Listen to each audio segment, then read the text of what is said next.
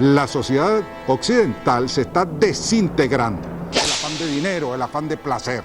Y el hombre se degrada. La ironía de qué nace de las payasadas que hacen también los poderosos y los que creen que ya tienen a Dios agarrado por la chiva. Toda crisis es una ocasión de crecimiento, de despertar, de grandeza. Es una posibilidad ante la vida, es una bendición de Dios.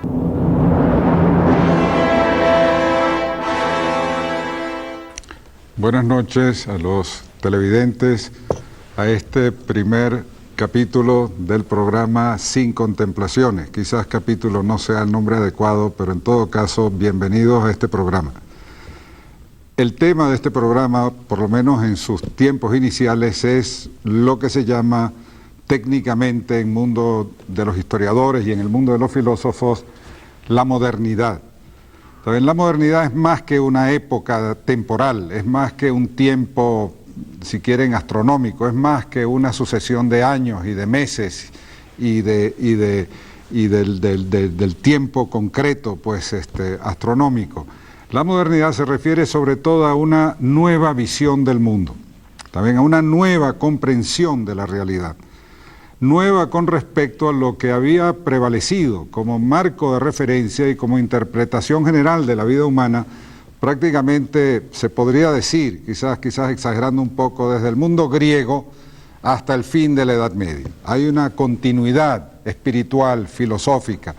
Los maestros de la Edad Media fueron los cristianos, que vienen, pues, como se sabe, de los primeros siglos de nuestra era.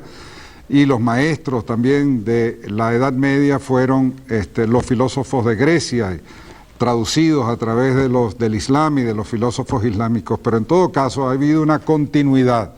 ¿Saben? Santo Tomás, que vive en el siglo XIII de la Europa latina, ¿verdad?, era el gran discípulo, el gran comentador de Santo Tomás.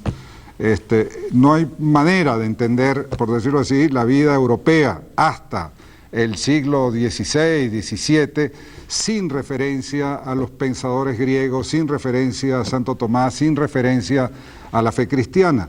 La época moderna nace a raíz de una crisis que afectó a toda la vida europea en todos los planos y en todos los órdenes, y la sacudió hasta su cimiento, y confrontó a las sociedades europeas en guerras, en conflictos tremendos que desolaron la vida pública, la vida privada, la vida institucional, la cultura, la vida intelectual, la conciencia del hombre europeo, pero de una manera total, se puede decir, y integral.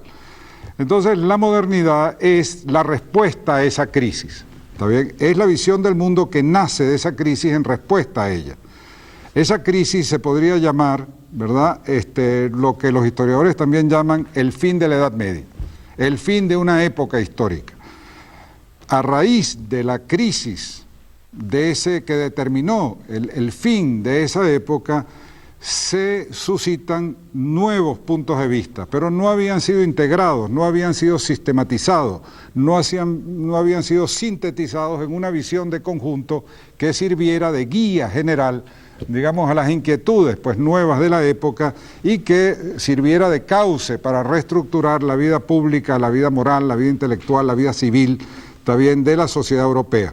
Entonces, la modernidad se refiere precisamente a ese marco nuevo de referencia, a esa síntesis general, a esa definición de ciertos parámetros, de una guía nueva para la conducta de la vida, para la interpretación del mundo, para las relaciones humanas, para la configuración de la sociedad, para la vida interior del hombre, para su vida intelectual, luces nuevas, horizontes que unían, que reunían y que hacían posible de nuevo la convivencia en términos civilizados, en términos, si ustedes quieren, espirituales, éticos, morales, jurídicos y políticos, que son el alma de cualquier civilización.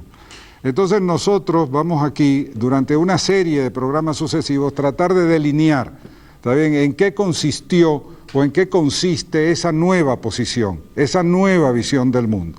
Y eso es no un ejercicio nada más de erudición histórica o de curiosidad filosófica.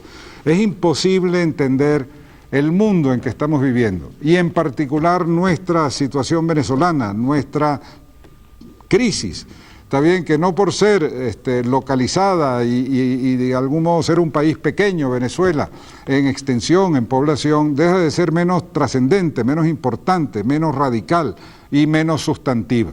Bueno, la crisis venezolana es imposible comprenderla, ubicarse en ella, juzgarla, también sin referencia a ese marco general, está bien, que engloba a todo el mundo occidental desde el siglo XVII prácticamente. Y digo el siglo XVII porque el padre de la nueva síntesis, de la nueva visión del mundo, está bien, que se propone a los europeos para contener, integrar, por decirlo así, y vincularlos en una renovación y en una restauración y renovación de la civilización y de la vida pública e institucional, fue articulada por un filósofo francés que además fue un gran matemático que se llamaba Renato Descartes.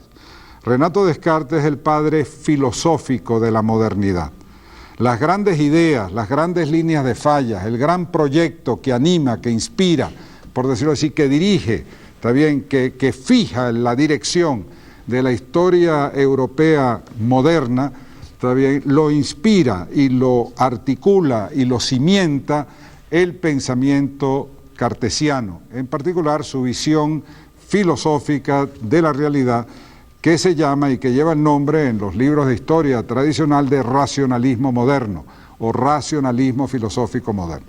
Nosotros entonces, al hablar de modernidad,